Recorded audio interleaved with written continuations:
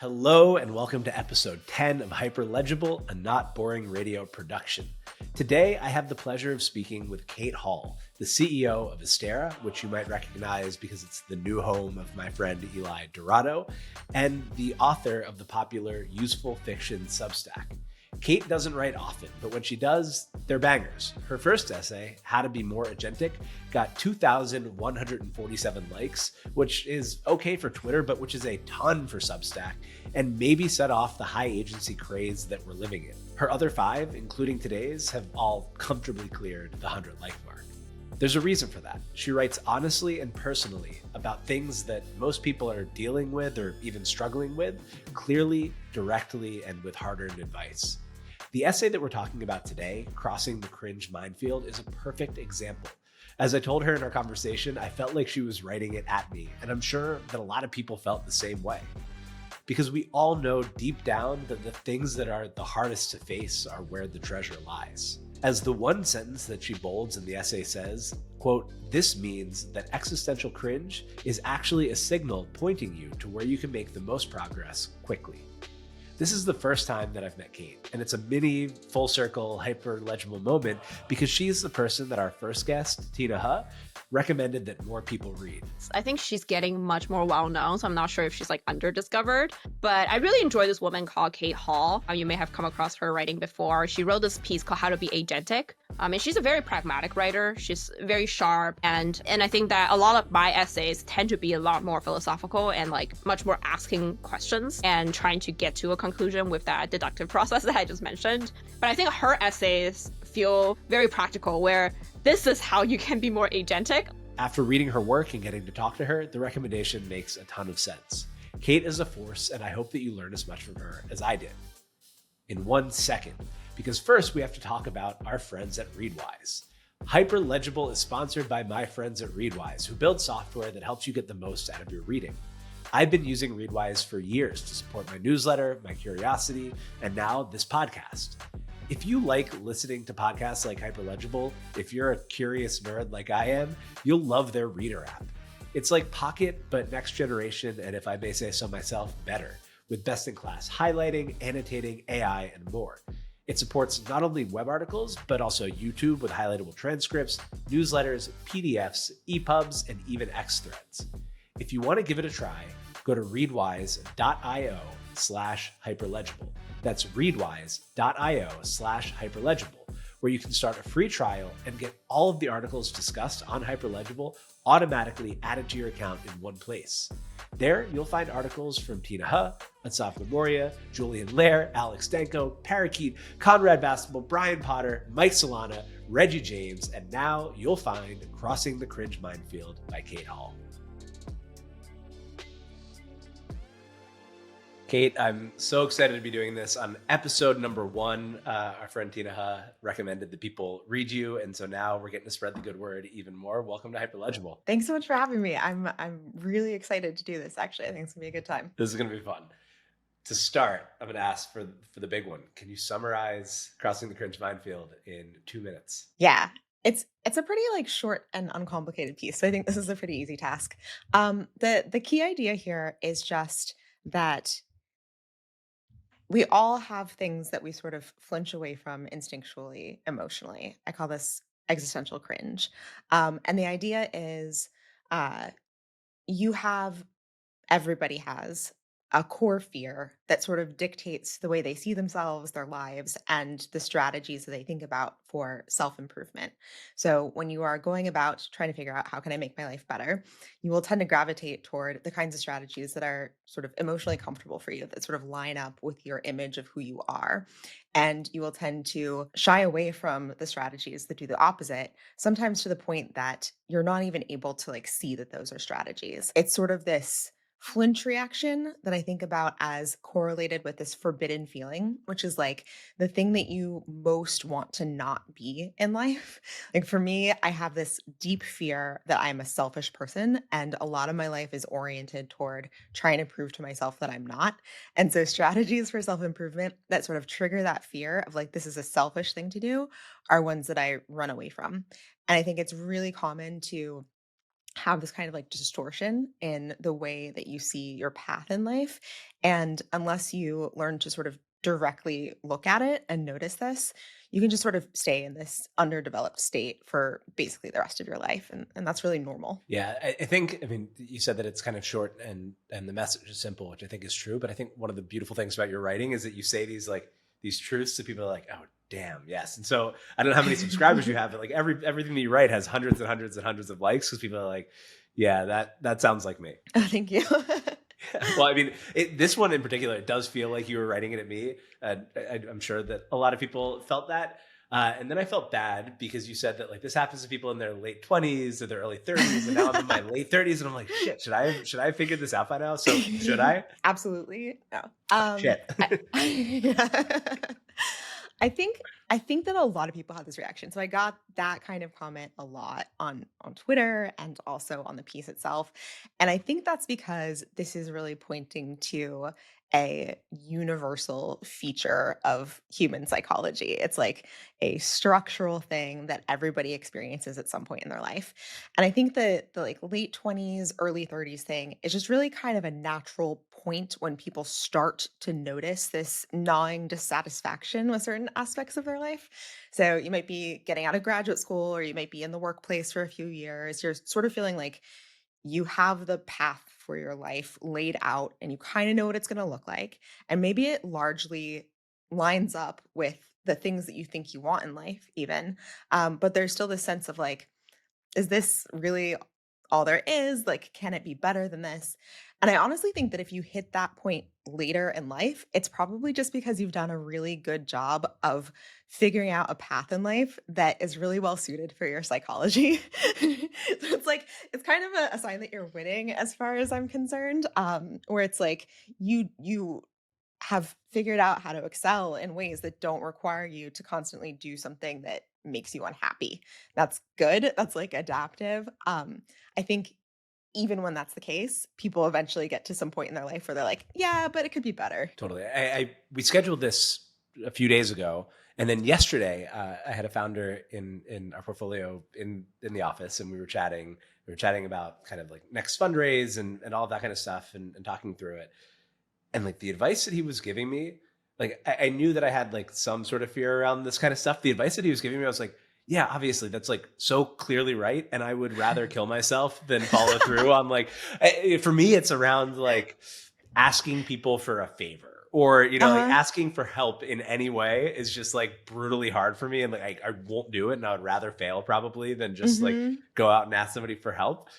So it really hit. And I guess the question I'm sure like everyone maybe goes through the same progression. Like the first question that came to mind is like, well, is that cringe actually useful? Like if I ask people for help, are they going to think that I'm just a total idiot and like never want to talk to me again? I think the funny thing about cringe is there's always a reason for it. It's not like you just randomly have this aversion and there's no sense behind it.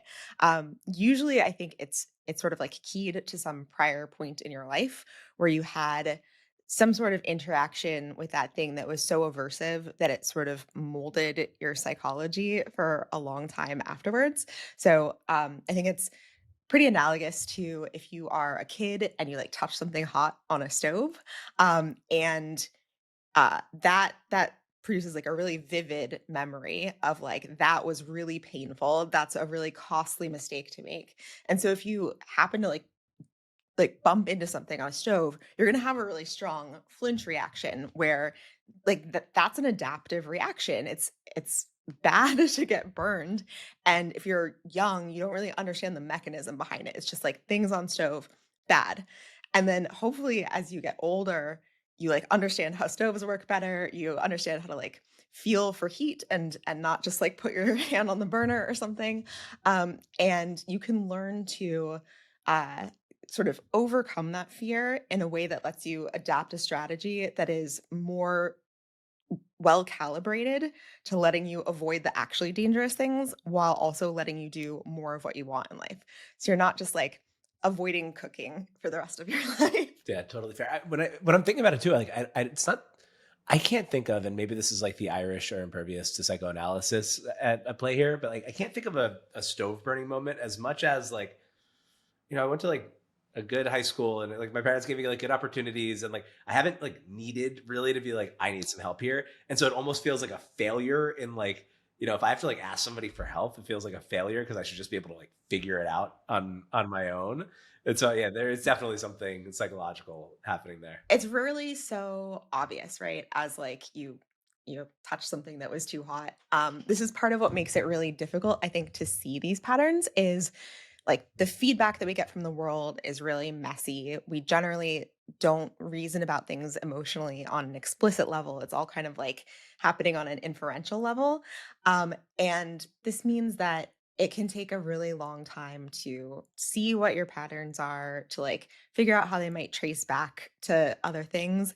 And just in general, this means that emotional reactions, they're too strong, they're too general, and they outlive their usefulness. And we continue to like apply them to things where it's not actually serving us. That's fair. This is not explicitly in the piece, but I wonder if this is maybe true. I had a manager at one point, and I'm making this way more about myself than I normally make these, but That's like I good. said, it like feels like it's written to me. I had a manager at one point who was like, Packy, you need to be harsher in your criticism of people, and like try to be as harsh as you can, because you like don't like it so much. Like it'll still come off like way less harsh than anybody else. I wonder if that's true with like your cringe generally, that like even if you do it because you're so worried about it, like you'll do it in a way that isn't the worst version of that fear, if that makes any sense. Yes, I think that's totally true. I think this like feeling of cringe totally distorts your sense of proportion. So just doing the thing that is actually normal requires you to feel like you're doing something that is so inappropriate sometimes. One of the examples I gave in the piece is like asking for a raise in a situation where it was just like totally reasonable for me to ask for a raise, and just having to overcome that reaction of like, I can't believe how incredibly selfish this is. I can't believe I'm going to do this thing. And it's just like, it's totally normal, but you can't actually see that in the moment. Yeah, it's totally true. What percent of people do you think actually get past their cringe filter versus just saying like, you know what, I'm stuck. This is where I am. I don't know. I mean, it's obviously sort of a continuum and people get over it to different degrees. Um, I suspect that the people who can sort of consistently do it and do it throughout their lives are really, really rare. I think about it sort of as analogous to there's this other way of thinking about developmental stages that is the Keegan system and Keegan stages, and that's sort of a system for thinking about how self-authoring you are, or like how much right access you have to your own personality. And level 5 in particular is like you're able to reason about the development process itself, and you're able to be sort of healthily skeptical about your own identity and your own belief systems, and sort of hold out the possibility that like maybe this isn't actually true. Maybe I should like consider other ways of being. And that feels like it kind of maps onto this thing. And I've heard it said that less than 1% of people ever get to Keegan stage 5. So if that's any indication, it's probably like relatively rare. And I don't think I've done this, to be clear. I think my progress is very inconsistent. But you at least name the fear publicly, which at least makes it probably easier now. I wonder if even after writing this piece, it's going to be easier for you to face your fear. Have you found that at all yet, or is it too early? It's a great question. I feel like this is something that I'm actually just constantly struggling with. So a lot of the things that other people find aversive, I don't find aversive. So people will often be like, "Oh, you're so vulnerable in your pieces. Like, is that hard?" And I just think that the things that feel vulnerable for other people are things that don't bother me. So like talking about having been a loner when I was a kid, or having been a drug addict, or like needing help in my relationship with my husband, I'm just like, that's fine. I'm fine talking about it, you know?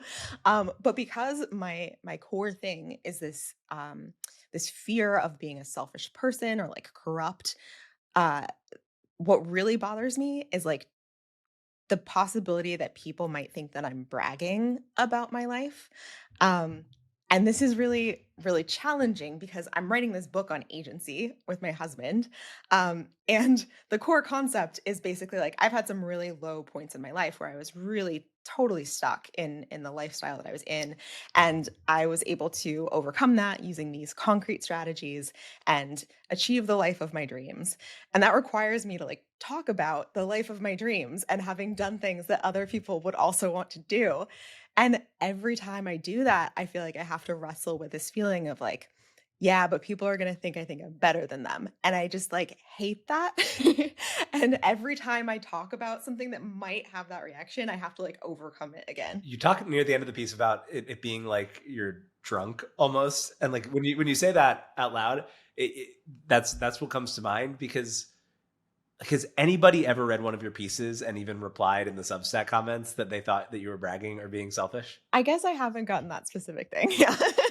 It's funny. Like I know what you like. There are these like very obvious things that if you like rationally talk about it from the outside when you Yeah. are sober, it makes no sense. But then from the inside, I can totally see where you're coming from on a lot of this stuff. It's a Drunkenness is great really example. good. How did you come to see this? Because I think a lot of people will say this and be like, I want to face my cringe. Like, what is exactly like what's my cringe? How do you find it? Yeah, great question. Okay, so slightly different answers to two of the things you said. One is that I came to sort of develop this concept just through conversations with my husband, who is um much more emotionally attuned than I am as a person. And I feel like that has been one of the primary delights in our relationship is him helping me unlock some of these neuroses that I have and like figure out how to deal with them. Oh, well, it must be nice to have a husband who's emotionally. I'm kidding.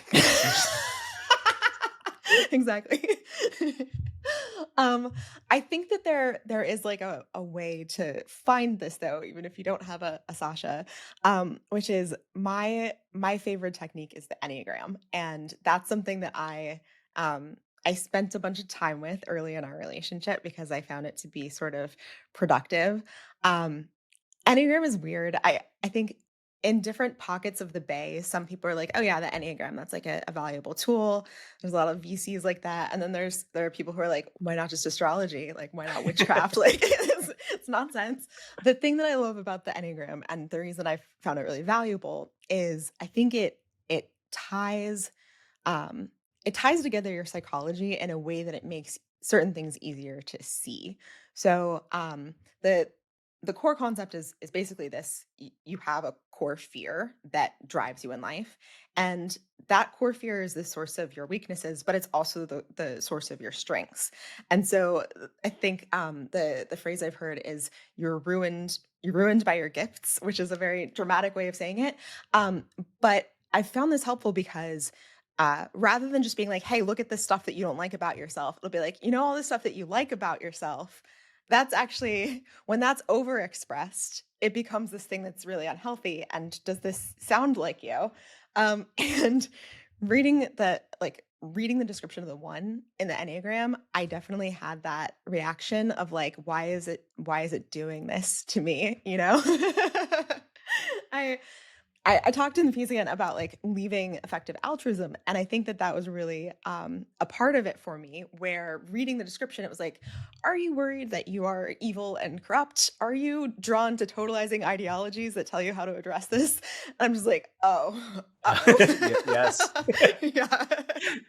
It's funny. I had an exec coach for a little bit when I was at my last company, and we did the Enneagram, and it felt like some witchcraft magic. I thought it was like it nailed me completely. Are you a 7? I'm a 7. Yeah. Yeah. Sorry. Actually, I would love to know how you knew. Well, so I always hesitate a little bit to guess, because the way that people present externally can be quite different from the way that they actually are in their hearts. But to me, if I know, like, just looking at you from 10,000 feet, you sort of scream classic 7 to me, which is what my husband is too. I love this personality type, but it's very much like uh, in love with the world, super excited about things, sort of like needing to have many projects going on at the same time, and kind of just like, oh. Did the fact that I'm doing, aside from my normal business of podcasts where I talk to people who write my favorite essays, did that give you any clues? Yeah, exactly. So it's just like this type that's really in love with the world and excited and optimistic, and y- that is what I get from reading your newsletter. Yeah, that's you have me nailed. I mean, the fun thing now is that like before I would have never even known that was the case. Now you can listen to this conversation and literally go to ChatGPT and I've had it do it. And it's maybe not as accurate as actually running the real test, but you can go and just say like, given everything that you know about me, what's my Enneagram? I'm assuming like even what's my core fear? Do you think like and it might overweight on recent stuff, but how often do you use this stuff to work on yourself? I've started using it more. I've I've found using ChatGPT to be really interesting for these purposes lately. I think it's really getting to a point where, especially with memory enabled, like it just has a lot of access to the way that you think about all sorts of issues that you might not even think are sort of relevant to psychological assessment. So I found it to be pretty perceptive. I think if you go and say, give me my Enneagram type. When I first did this, it gave me like 3 options and obviously 2 of them were wrong. And I was like, okay, well, what questions would you ask me to like figure out which of these is true? And it asked me some questions and it was like, you're a 1. And I was like, yeah, yeah. So I think that if you are willing to interact with it a little bit and sort of force it into the role of being an Enneagram counselor or something, it's willing to do that. And at least in my experience, is pretty accurate. That's smart. I was just having a conversation with somebody about how it's this guy Reggie James. He wrote a piece on the kind of Vatican and AI, and we were talking about omniscience and all this stuff. And like the weird part about AI is that it's not fully omniscient yet. It's like mostly omniscient, and so like it overweights on like certain things that if it had full knowledge, it wouldn't. So I like that trick of like actually forcing it to just like do what an Enneagram counselor might in this case. I feel like I'm also reaping what I sowed in terms of I used to do a lot of like hypothetically if I were the president of a bank kind of things, but not, with the hypothetical, And just now like it's like, I'm the president of a bank. Tell me yeah, what to do. And now it's kind of confused about certain aspects of my life. it thinks you're an Enneagram 7. You're just doing all these. Yeah. You're the president of the bank. You're just Exactly. all right. So you already said that it, like this stuff is easy for you, but Mhm. I mean, you are brave in your writing. Like it might not feel brave to you, but your last piece before this one was about doing testosterone therapy, and it made me want to like just go do testosterone therapy. It seems like you maybe because it's easy for you, you write about these things that feel hard for other people to write about. Do you think that's why it resonates so much with the audience? I do think so. I think anytime you're writing stuff like this, where it's like trying to um, call out some psychological tendency that people have, it's kind of important to anchor it in personal examples, or it just sounds like you're talking out of your ass. So I think that really helps people like connect with it concretely. Um, I think it also sometimes helps me from being intolerable.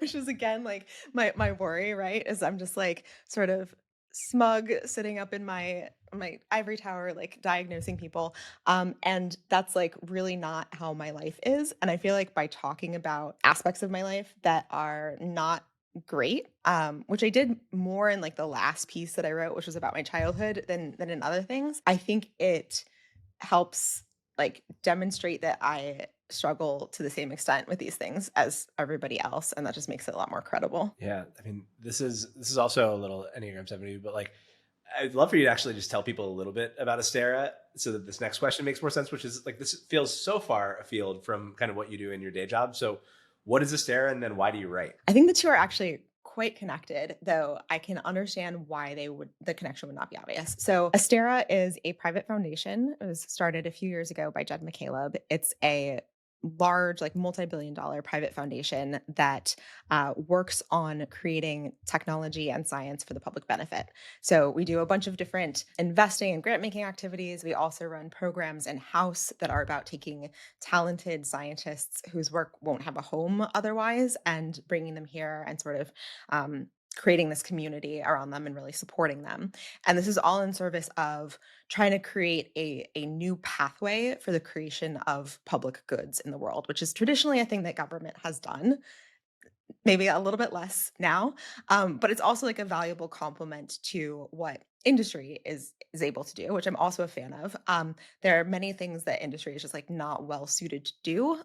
Different stages of like development or commercialization, different industries where it's hard to like extract value, and so we are trying to support those activities, and we're also trying to with this residency program, like I think Paul Graham talks about like the most important thing you can do is like massively raise somebody's ambition. And so it's kind of that. It's kind of like come here and we will like help you think through how to be more effective in the world and how to find the best expression of this thing that you are really passionate about and the way that you want to see the world change. And I think that that is also what I'm trying to do with my writing. A lot, like, honestly, all of the writing I do is one stuff that I'm interested in, but a lot of it is also just like trying to build an audience for this book that I'm writing, which is about something that I feel really, really intensely about and like want people to read because I think it will be helpful. Um, Again, the core concept there is like I was a drug addict, completely non-functional 5 years ago. And I had to sort of figure out how to rebuild my life from zero into what it is today. And I think that there are, like, contrary to popular belief, which seems to be that agency is like a thing that you have or you don't, it's kind of like innate. I think that there are really straightforward ways of developing it and helping other people develop it. And I want to like help spread that gospel. So most of my writing and most of what I do also in my day job feels like oriented around that. That's a great answer. Do you think that you kicked off the agency trend? Because you wrote about it about a year before it was cool, and now everyone's like, obviously, taste and agency are the only things that matter in the world. But were you the first to like really apply it to this world? I doubt that I was the first. Because I'd obviously heard the word somewhere, right? There was less of it a year and change ago, but I think it's kind of just part of it is probably different people's thinking converging. Part of it seems to be responsive to other stuff that's happening in the world. So, like feelings of not having a lot of control in the world, that might be about politics, but it also might be about AI and like how is humanity's place going to change in this new era? And I feel like people are paying a lot more attention to is a locus of control for me internal? Like, am I able to write my life in a way that makes it feel satisfying, even if these external sources of meaning are crumbling? And so I think there's kind of like an inevitability to the agency trend. And that's when I hear like a Gary Tan talking about it, he's like, yeah, intelligence, taste, agency, that's everything. I wonder if you're not giving yourself enough credit, because I do think there's probably like 12 things the world could have said are important in the world of AI. And you wrote the piece on agency, and then Brie wrote the piece on taste, and everyone's like, I like both of those ideas a lot. Like, those are now in the soup, and we're going to make those the only things that matter of being a human going forward. Yeah, you're right. I came up with it. Didn't There want you to make go. guys bragging. Facing your fear, bragging a little bit. We're making change here. I guess while I have you, that I want to be coached on agency. Good. What are kind of some of the steps there? We can do a 2-for-1 essay situation. Oh my gosh, that's exciting. Well, I can give you like the sort of standard suite of tips that I gave in the first essay. I think that the way that I think about agency is um, about coming to appreciate all of the degrees of freedom that you have in life that you might not recognize at first. So it's like there are a lot of things that just seem like constraints. This is actually a thing where when we bring people into the residency program who have an academic career, they're very used to in academia, they're given a constraint, they figure out like the way sort of to work around it, you know? And instead it's like, well, can you just like remove that constraint completely? And agency is really about like figuring out all of the ways that you have to do that. And so to some extent, in order to like give you useful feedback, I would need to understand what are the things that feel like they are constraints in your life. I don't know. Always need more capital, and then always need more time. I think those are probably the two big ones. What are the things that you feel like you avoid? Like the emotions that you feel like you avoid? I do think it's kind of what we were talking about before, where it's just like, my cringe is asking anybody for anything, pretty much. A lot of the things that I would normally advise people about, I think I'm having a little trouble applying to the 7 personality type on the fly because it's like increase your surface area for luck. So like put yourself in a lot of situations where you'll meet people and like you have an opportunity to notice things that catch your eye. And it's like that's not really going to be so much of an issue for you. Perhaps like one that I really like in general is make it really easy for people to give you feedback. So I have this whole thing about anonymous feedback boxes and how helpful that has been in terms of just like lowering the threshold for people who know you and actually want the best for you to like tell you what they think you could improve on. And that's something that's really helped me in life generally. I don't know if that resonates at all for you. Yeah. I wonder if there's a connection between uh, Enneagram sevens being harder to deal with here and me waiting until I'm in my late 30s to figure out what my cringe is. I wonder if it's like actually like most of the stuff, like most of the easy stuff I got, and then like the final boss is like just, what I have to face now. I mean, I think there is some connection between like the Enneagram 7 type and the later in life thing. I do because it's actually like one of the core characteristics of being young and um life in general is jumping around a lot. So if you're like jumping around a lot and finding success in a bunch of different areas when you're young, say like 30 or whatever, that seems like all well and good. It doesn't feel like it's a constraint at all because it doesn't feel like you are maybe avoiding some other things that are, this is me speculating, but avoiding things that are less comfortable, like boredom and stillness and like not being distracted and things like that.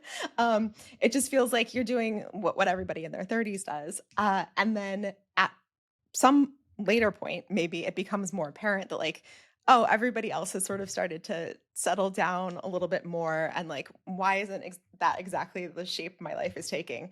I don't know. I'm really speculating here. I don't want to. No, I think a lot of that makes sense. I'm really excited to read the book now.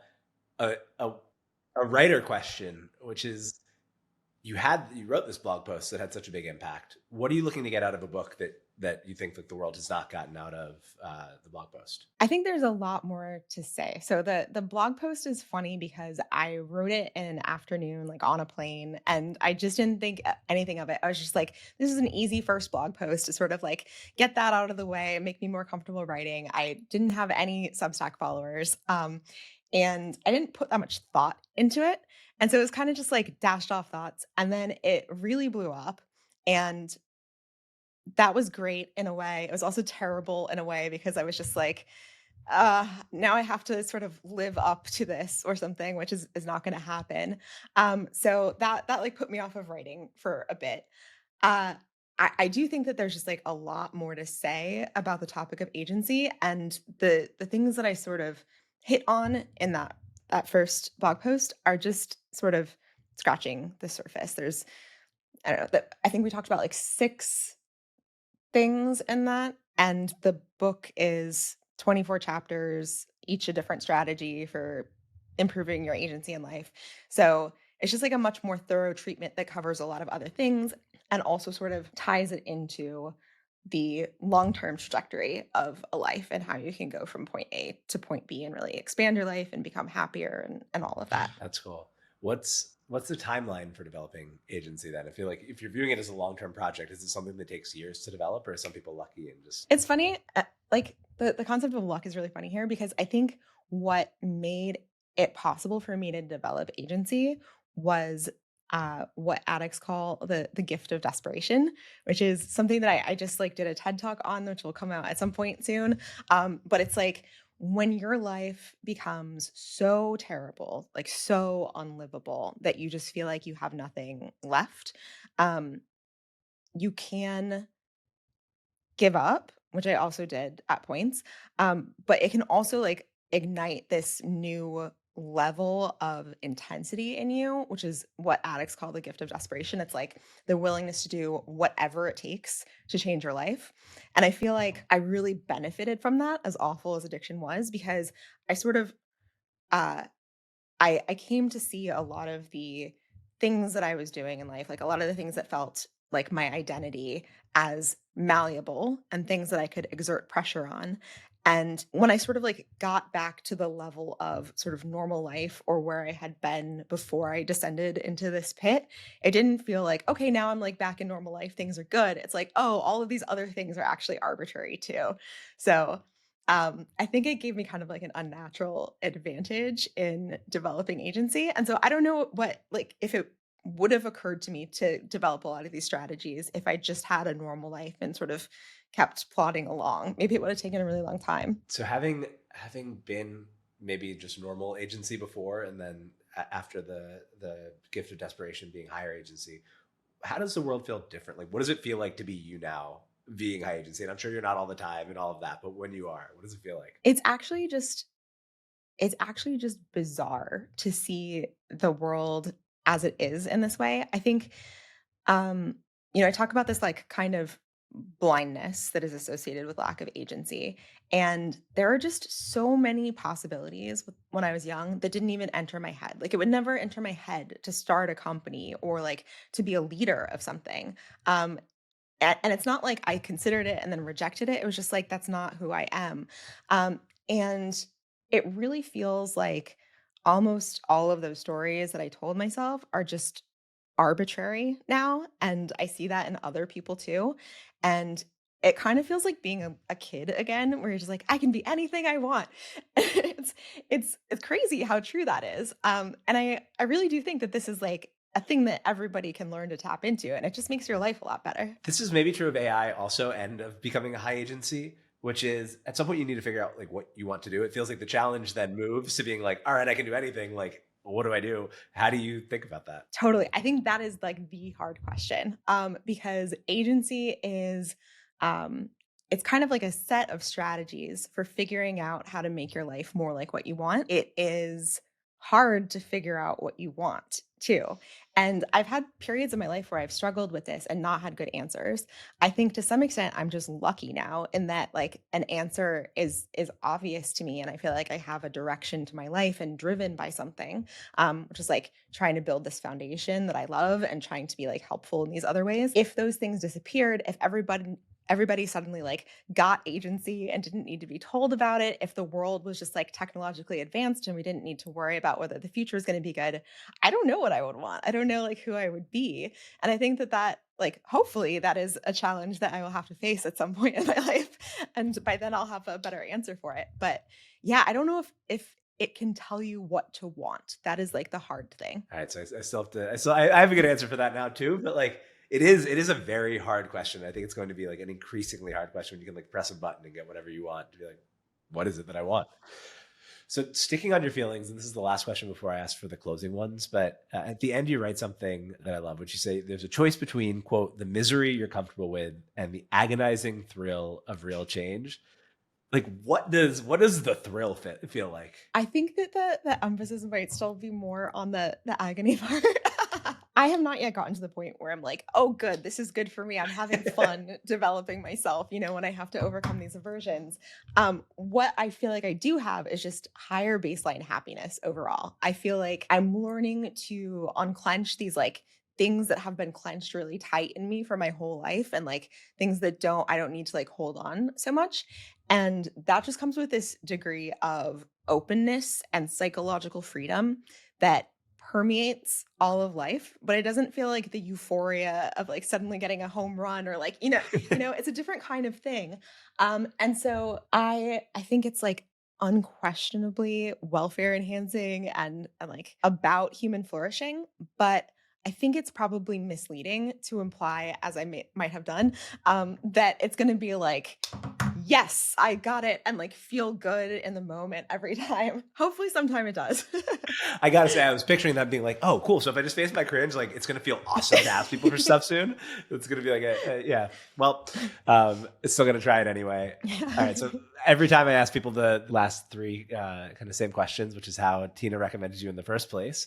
And so first off, if people want to read other essays of yours, what's one other essay that they should read? I think I know the answer, but yeah, I think it's probably How to Be More Agentic. That is still like closest to my heart, and look out for a pre-order link at some point in the near when do we get future. to pre-order? TBD. It's coming out through Harper Business, allegedly in the spring. But I'm learning that you do not have necessarily the degree of control over the publishing industry that you might want. So we will see exactly when it does come out. But right now it's like April, May of 2026. I can't wait. Yeah. What's one essay written by somebody else that you think more people should read? Yeah, so I realized that this one like lives in my head and that not a lot of other people know about it. It's a piece from a few years ago by Malcolm Ocean called Dream Mashups. And yeah, the idea here is like there's a certain logic to dreams where I think he gives the example of you're in your high school, but you're also on a boat somehow. And that doesn't seem weird at all. Or like you see one person, but you understand that they actually represent a different person. And that doesn't seem weird at all to you. You don't like experience that sort of conflict. The point is like waking life is also like this, and we just have a harder time seeing it. So if I get in a fight with my husband, it might feel like I'm in a fight with my husband, but I'm actually in a fight with this like mashup of all of the people I've seriously dated and the like patterns of disagreement that we had. And this can lead to really important miscommunications and like drawing the wrong inferences about the person's intent. I think this just happens across all aspects of life. We're living in this interwoven like mesh of the actual circumstances that we're facing and all of our old like patterning. And starting to call attention to that can be really productive. And that's what the piece is about. Oh, I'm excited to read that one. All right, last question. If you could implant a one sentence takeaway in everybody who's listening to this's brain, what would it be? I think it's probably this idea that the places where you feel that existential cringe that's really uncomfortable are actually the places where you can probably make the most progress as a person really quickly. It's a hard one to hear, but probably true. Cate, thank you so much for doing this with me. This was fun. Thank you so much. This is great.